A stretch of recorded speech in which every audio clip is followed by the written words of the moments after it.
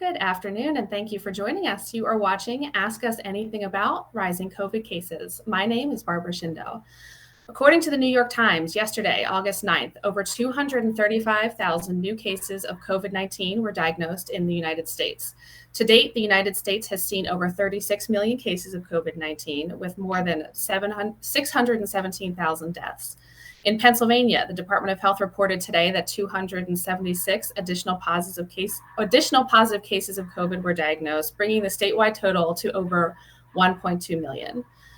Joining me today to talk about a recent rise in COVID cases and how to keep yourself and your family safe are Dr. Catherine Paulus, an infectious diseases physician at Penn State Health, Milton S. Hershey Medical Center, and Dr. Patrick Gavigan, a pediatric infectious diseases physician at Penn State Health Children's Hospital. Thank you very much, Dr. Paulus, Dr. Gavigan, for joining today. We appreciate your time. And also for anybody who is watching this with us, whether you're watching live or you're watching this on playback, we welcome your questions for Dr. Paulus or Dr. Gavigan about the rise in COVID cases. Please feel free to type your question in the comment field below this post, and we will get a response for you. So I want to start, we have a lot of things I would like to cover. So I want to start by talking about some of the, we'll call them, hot topics and big headlines that we've been seeing a lot lately. So Dr. Paulus, I want to start with you. So let's talk about the Delta variant, the newish COVID variant that's been making a lot of headlines. We've been hearing a lot about new cases of the Delta variant. Can you talk a little bit about what do we know about the Delta variant and how big of a concern is it? So like a lot of this pandemic, we're learning in real time about the Delta variant. So every day the information that we're receiving is changing. But what we know so far is that there were mutations in the virus that occurred that seem to make this particular virus more transmissible, over 2 times as transmissible as the initial ancestral strains, as well as likely a little bit more lethal in terms of patients ending up in the hospital and even dying. Although, again, we're getting this information in real time, so we're still learning a lot about this variant. Okay, thank you, Dr. Paulus. And we'll start in one question we'll start with on the pediatric side for Dr. Gavigan. Headlines we've been seeing a lot about big upticks in pediatric COVID cases. We've seen some reports of hospitals in the South being overwhelmed with pediatric inpatients. Is that something we're seeing here? Are you seeing a lot of pediatric COVID patients right now? Yeah, it's a good question. We're definitely seeing more now than we were probably a month or two ago. In general, we're certainly not at a point here at Penn State like a number of places in the South are overwhelmed, but the numbers certainly tend to kind of mirror and parallel the adult cases. So generally, as those adult cases rise, we see rises in the cases in our pediatric population too. And one other thing we hear a lot, I think, or a lot of people might believe, is that kids don't get sick from COVID or won't get as sick from COVID. So I know that's not necessarily true that people think, but what do we know about the Delta variant in kids? Does it make kids sicker? Are we seeing the same thing as we are seeing with adults? Yeah, another great question, and similar to kind of what Dr. Paulus said, we're still not really sure. There have been some people that have felt like the kids that they're seeing now are maybe a little bit sicker than in the past, but we don't really have enough data to know just yet whether or not kids are truly getting sicker with this one than with previous variants. I think the important thing to know is, kids aren't getting as severely ill as frequently as adults, but we still see kids get very sick with COVID. There have been, I think, over 300 deaths nationally in the past year from COVID-19. So it is a potential cause of really severe illnesses in kids. Okay, thank you, Dr. Gavigan. And a question for you, Dr. Paulus. Another headlines that we're seeing is the term breakthrough cases. So I think a lot of people are wondering, what is a breakthrough? What's a breakthrough case? What does that mean? And how can people protect themselves? A breakthrough case, at least what's being referred to in the media, is a case that occurs after vaccination. And we are definitely seeing more breakthrough cases with Delta than we saw previously, which isn't surprising because we know that the virus has mutated. Now, the vast majority of those breakthrough cases are pretty mild, but we do occasionally see people, even vaccinated people, that end up in the hospital. Okay, and we are getting some questions rolling in from viewers here. So we will start with a question from Linda, and I'll kind of put this out there, and I think either or both of you might be able to offer an answer to this. So Linda says she's been around a person who has had COVID, and now she is feeling sick. She says she has a headache and a slight fever and a sore throat. Should she be worried? What should Linda do? I would say, Linda, you should call your doctor and have them go through your symptoms with you and what kind of health problems you might have. They very likely will recommend that you get a test for COVID, and they'll be able to help you from there. And we actually, if you don't have a primary care doctor, we have on demand, and you would be welcome to contact one of our physicians that way. Oh, Dr. Paulus, great point to bring up on demand. We can make sure to share a link in the comment section to our on demand website and app, just in case, as Dr. Paulus said, if you don't have a physician, we can help you out there. We have another question from Chelsea. I think this question would be good for Dr. Gavigan. We've seen something we've seen as a little bit of a surge in respiratory RSV type viruses that are typical of winter, but we got a little bit of a delayed surge from that. Why do you think that is?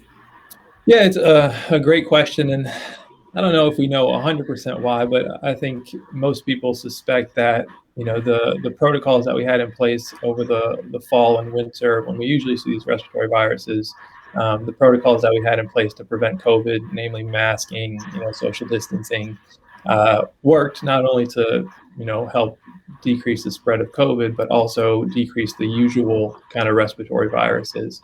And I think as we kind of peeled back some of those protocols, it allowed for these more typical winter viruses to emerge in the summer.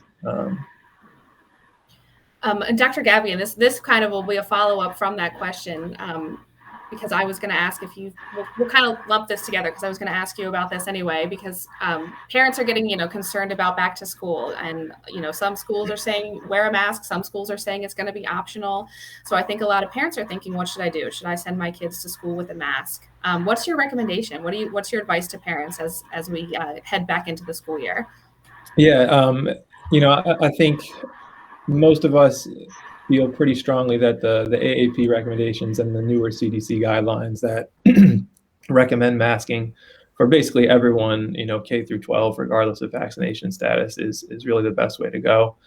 I think bring kids, a majority of which aren't eligible for vaccination, together in schools, that's really a kind of ideal situation for this virus to spread. We know that the protocols like masking, good hand hygiene, trying to do physical distancing work in schools to help really decrease the spread of COVID. So I think it makes sense, and we really kind of strongly recommend that any kid going back to school, regardless of vaccination status, wear a mask. Okay, thank you, Dr. Gavigan. So the reason I kind of thought of that, coming off that question about a surge in respiratory cases, is do you expect that maybe when kids go back to school, the number of RSV cases and colds among kids might continue to increase? Yeah, definitely, especially I think if we're kind of in a mask optional or a lot of kids not wearing masks. I think, again, these masking and protocols work to kind of reduce the spread of COVID, and similarly will reduce the spread of other respiratory viruses. As we bring all these kids together, if those kind of protocols aren't in place, then I would definitely expect those to increase. All right, thank you, Dr. Gavigan. And we have some more questions coming in. So I'm gonna group two of these viewer questions together, because we have some similar questions from Tracy and Christy. And Dr. Paulus, I'm going to send this question to you. Tracy and Christy are wondering, how are we testing? How do you know if you have the Delta variant? Are we testing differently for the Delta variant over other strains? And how do you know that's the variant you have? That's a great question. And so typically you would not know for sure if you just went into a clinic and had a test done. Here at Penn State Health, we actually do we call it surveillance sequencing, so that we can see which types of isolates we're having here. So basically, after the test is done, we then send it for a specialized test to look for the Delta variant. At this point, though, the vast majority of the cases that we see in this region are Delta. So it's a pretty good assumption that that is what you have if you test positive. Okay, thank you, Dr. Paulus. And just we'll put, so we're getting a lot of questions about the Delta variant. Some people saying they're feeling sick.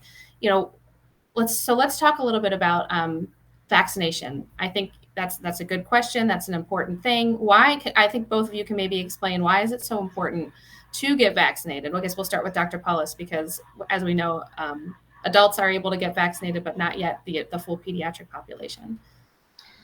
So I think there are three main reasons that I advise people to get vaccinated. The first is it will have some protection against symptomatic illness. In the past, it had very good protection against any kind of symptoms from COVID, but it still has pretty good protection against this. So even though we see breakthrough cases, it's still important to get vaccinated just to keep you from getting sick. The second piece is it's excellent at preventing hospitalization and death. We almost never see vaccinated people in the hospital or dying from this disease. And so that's a really good reason to get your vaccine. And the third reason is the only way to keep more variants from arising, even a worse one than we're seeing with Delta, is for everyone to get vaccinated. It allows the virus doesn't have as many places to spread, and thus these mutations don't occur. So by getting vaccinated, you protect yourself, you're protecting people around you, and you protect the community at large. Okay, thank you, Dr. Paulus. And let me ask you, Dr. Gavigan, as we know, vaccinations are available for kids who are 12 and older, and a lot of parents, are thinking about should they vaccinate their kids. What should they know? What should parents who have not yet vaccinated their kids who are eligible and are thinking about it or maybe on the fence? What advice do you give to them? Yeah, I would, echo a lot of the points that Dr. Paulus made, in that these vaccines are extremely effective, and they're effective in this age range, this 12 to 16, 12 to 18-year-old age range. They also appear to be extremely safe, so the risk of any side effect from them, especially any serious side effect, is extremely low. So we know they work and that they're safe. And again, I think a lot of one of the reservations that a lot of people have is that kids aren't getting sick from COVID. And again, I would just caution that sort of belief, because again, we are seeing kids that get hospitalized with COVID. We know they can get severely ill with acute COVID, and we know that there are kind of post infectious complications that can happen too. So we see kids getting into the hospital with significant inflammation, a multi-system inflammatory syndrome that usually happens after a COVID infection, even a COVID infection that's pretty mild. And there's also, kind of more and more concerns about, what are being described as kind of long haulers or kind of these persistent symptoms after COVID. And we're seeing that in kids as well. Wow, yeah, that's a lot of really good information, both from Dr. Paulus and Dr. Gavigan, about the importance of vaccination and why you should consider vaccination for yourself and for your kids. And just one more, Dr. Gavigan, before we get to a few more viewer questions. What do we know about, a possible timeline for kids younger than 12? I know a lot of parents who are waiting to make the decision and are doing research now for when it'll be available to their kids. Yeah, I think from what I've been hearing, we're probably looking at, at maybe midwinter, maybe the earliest I've heard for kind of a 5 to 11 age range would be, late 2021, but I think we're probably looking, early 2022 at the earliest. Okay, and certainly something that we will keep our eye on. To everybody who's watching and submitting questions, I want to say thank you. For anybody who hasn't yet submitted a question and has a question, we welcome your questions for Dr. Paulus and Dr. Gavigan. Please feel free to put them in this comment field and we will get an answer for you. We're going to start with a viewer question. This is from Josh, and I'll give this one to you, Dr. Gavigan. This one's a two-parter. I think I can answer the first part. Josh wants to know how many kids are currently hospitalized with COVID at Hershey. So I can tell you that at Penn State Health Children's Hospital today, there's one pediatric inpatient. And Josh is also asking, is it safe to send kids under 4 that struggle to wear a mask to daycare? Yeah, I think that's a great question, and one that I think a lot of parents are kind of struggling with. Obviously you can, do your best to get kind of these toddlers to wear a mask, but they're probably not going to keep it on for the full time. I would really encourage you to talk with your kind of daycare and see what sort of policies they have in place. So, is the staff wearing masks? Are there kind of temperature and, illness screening at the door? What are they doing to, kind of help prevent spread amongst, staff and students? The safety, obviously, the risk is going to be probably a little bit lower if you're wearing a mask. But there are still other kind of protocols and policies that the daycare may be able to put in place to kind of, again, minimize the risk of transmission. Okay, thank you very much for that. Thank you for your question, Josh, and thank you, Dr. Gavigan. I'm going to lump two other questions together. I'm going to start with you for this one, Dr. Paulus. We have questions from Titus and Janetta. They are both asking about booster shots. Do we think booster shots will be required? And if you get a booster shot, if booster shots do wind up being a recommendation, should you get them from the same manufacturer that you got your other doses? So we are all waiting to hear about booster shots. The ACIP, which makes a lot of our vaccine recommendations, are actually meeting on Friday to discuss booster shots, and I'll be listening to that meeting. I think it's very feasible that we will see booster recommendations, particularly in certain populations like those that may not have responded well to the first and second doses. Those would be people that have abnormal immune systems and potentially some of the frailer elderly. And I think the thing to really be cognizant of is we need to follow the data as it comes. The recommendation today may be different than the recommendation in a month as the science evolves. So I'll be watching that very closely and making those recommendations to my patients once we have more data. And then in terms of the second point, which is also a great question about using a different manufacturer, there are a lot of studies being done right now to look at both immune responses and safety after getting one type of vaccine and then another. So again, I'll look to the ACIP for guidance on this. As those are the experts, and I'll certainly communicate that to my patients and to any of you in the community that have questions. And Barbara, if it's okay, I'd just like to get back to the question about the masks in the daycare. Oh, absolutely. Because I just wanted to add to what Dr. Gavigan had said, that it does help when you are able to wear a mask, but it's really key that everyone be wearing a mask, because masks are most effective when everyone wears them. There's a big component of source control that occurs. So it's not just protecting you, the mask wearer, but if you are sick, you're protecting others by wearing that mask. So looking at your daycare's masking policy as a whole is really important. Okay, thank you, Dr. Paulus, and that's actually the perfect segue to go back to masks, because we have another question from Nancy, and Nancy is asking about academic and emotional development. Do you really are masks? Is it worth wearing masks for kids if does it cause any interference with their academic and emotional development? Like if a kid may be struggling with wearing a mask, is it worth it for them to continue to wear a mask?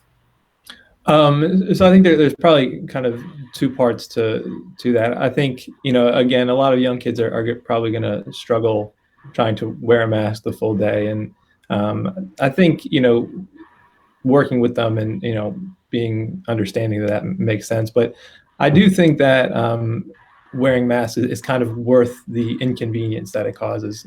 Again, really our goal with kids in school is the big goal, and we know the most important thing is to get them back to school in person. I think there's plenty of data and evidence out there that kids learn best in person in the school, and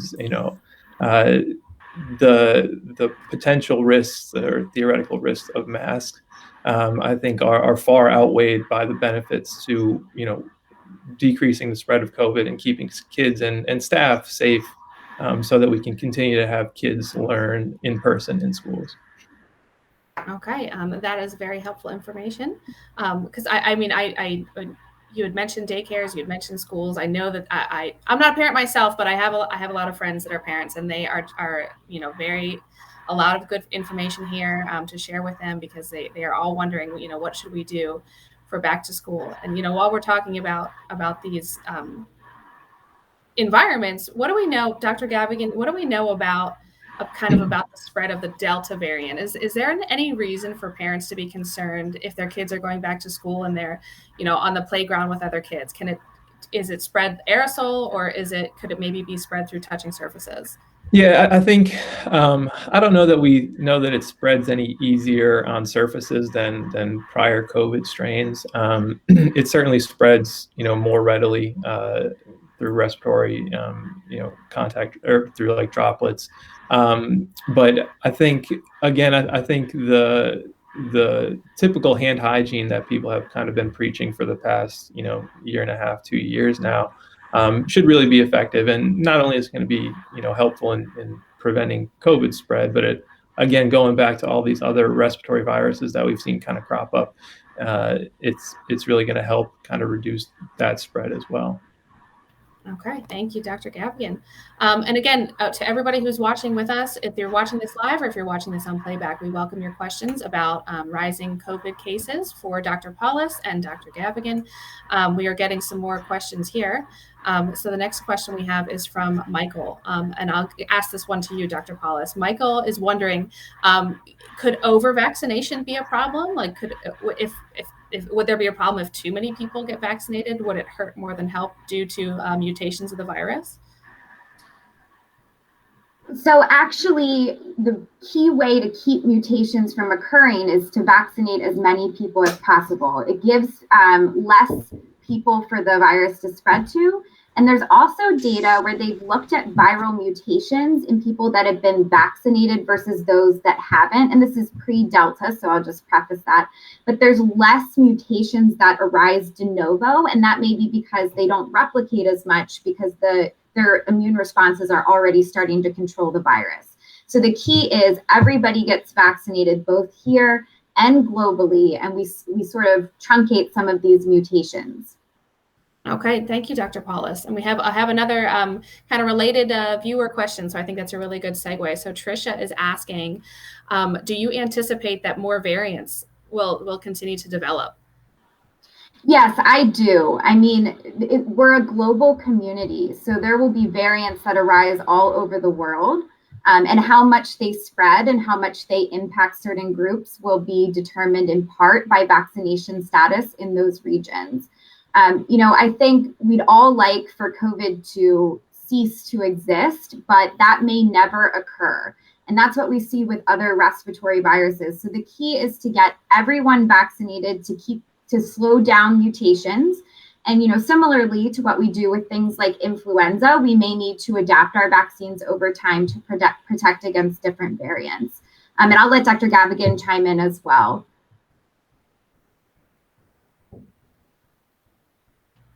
I was going to say, I don't know, maybe Dr. Gavigan, anything to add about variants and concerns for variants from your perspective? I don't think so. Although I'll be honest, Dr. Paulus is cut out on my screen, so I can't hear her or see her right now. So I'm knowing her, I'm going to assume that she probably covered everything and more that I could have covered. Always the joys of technical difficulties that always seem to happen here. We will do a few more questions for both of you here, and we'll start with a question that I'm kind of wondering, and I'll start with you, Dr. Paulus, on this one too. We also are hearing a lot about vaccine hesitancy and people who have some concerns about the vaccine.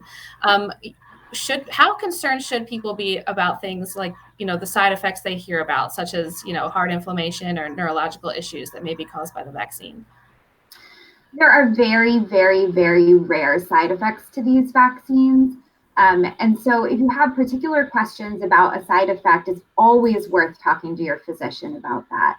But the benefit of the vaccine in terms of preventing hospitalizations, preventing deaths, and preventing long-term sequelae of the virus far outweigh these very, very, very rare side effects. And I will say, too, that the best person to talk to about any concerns you have about vaccination is your physician. And physicians have really led the way here. Over 95% of physicians are vaccinated for COVID. So we're leading by example, and we really want to have this conversation with you. I love it when somebody comes into my office and they say, I've heard these things about the vaccines, but I want you to tell me, should I get this vaccine? Does it work? And what kind of side effects does it have? I really appreciate when patients come to me and ask that question. Okay, thank you, Dr. Paulus. That is great advice. The best course of action is probably first to talk with your physician, tell them your concerns, and they will talk it through with you. We have another question. This one I'm going to give to Dr. Gavigan. I'm going to send this your way. This is from Carrie. Carrie wants to know, what is your advice would you give to parents with kids under 11 who need to be in school but masks aren't mandated?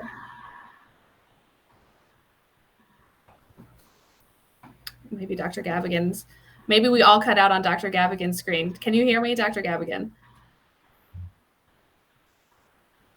I apologize. I can't hear anyone anymore. No worries. That's okay. Barbara, do you want to type it into the chat, and I can try to give a preliminary answer?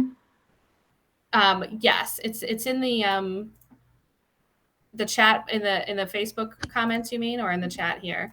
I think in the other chat, because I can't see the Facebook chat. Okay. Actually, what we'll do is, since we're having some technical issues with Dr. Gavigan, I think what we'll do then is just wrap up with just one more question, and I'll give this to you, Dr. Paulus.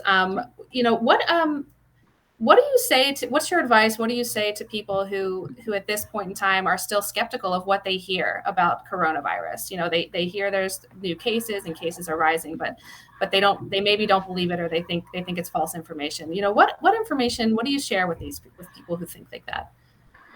Yeah, I try to remember that we all start at a different place. So I've been on the front line of this for a year and a half. I've seen these patients come into the hospital. I've seen them die. I'm seeing it again. And this time the population is younger. We are seeing patients that don't have the typical risk factors now get sick enough to need a breathing tube, and in some cases die. And so I really try to explain to people, this is not, a made up thing. This is a very, very, very serious infection that you do not want to get. And we've been lucky enough, and really a scientific triumph, that we have these vaccines that are so effective. They keep people out of the hospital. They keep them from dying. And they're very, very safe. And so I strongly recommend to almost everyone to go ahead and get that vaccine, and to do everything you can to protect yourself and to protect others from getting this disease. Okay, thank you very much, Dr. Paulus. Thank you very much for your time and all of your expertise. And thank you also to Dr. Gavigan for joining us here today. I know there are some folks who have questions in the chat that we did not get to yet, but we will follow up. We'll follow up with Dr. Gavigan and Dr. Paulus, and we'll get some questions back to you just in the chat. And if there's anybody who's watching this who still has a question, watching this on playback, feel free to enter your question anytime, and we will get an answer for you. So thank you again for your expertise, and thank you for watching.